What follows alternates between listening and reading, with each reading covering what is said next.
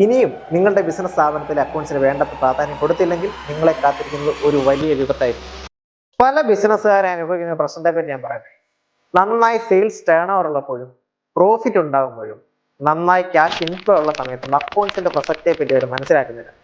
അതേസമയം അവർ ഏതെങ്കിലും ഒരു പേയ്മെന്റിൽ സ്റ്റക്ക് ആകുമ്പോൾ, ഒരു പർട്ടിക്കുലർ എക്സ്പെൻസ് മീറ്റ് ചെയ്യാൻ പറ്റാത്ത സാഹചര്യത്തിലോ ഏതെങ്കിലും ഒരു വെണ്ടറിന് പേയ്മെന്റ് സമയത്ത് കൊടുക്കാൻ പറ്റാത്ത സാഹചര്യത്തിലോ അവർ ചിന്തിക്കും, എന്തുകൊണ്ട് ഇത്രയും സെയിൽസ് ടേൺ ഓവർ ഉണ്ടായിട്ടും പ്രോഫിറ്റ് ഉണ്ടായിട്ടും എനിക്ക് ഇത് കൊടുക്കാൻ പറ്റുന്നില്ല?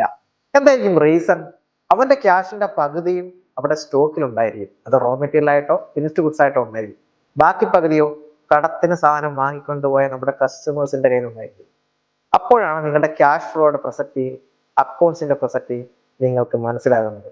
ഇനിയും നിങ്ങളുടെ ബിസിനസ് സ്ഥാപനത്തിലെ അക്കൗണ്ട്സിന് വേണ്ടത്ര പ്രാധാന്യം കൊടുത്തില്ലെങ്കിൽ നിങ്ങളെ കാത്തിരിക്കുന്നത് ഒരു വലിയ വിപത്തായിരിക്കും. അക്കൗണ്ടിങ് സംബന്ധമായിട്ടുള്ള എന്ത് പ്രശ്നങ്ങൾക്ക് നിങ്ങൾ ഞങ്ങളെ കോൺടാക്ട് ചെയ്യും.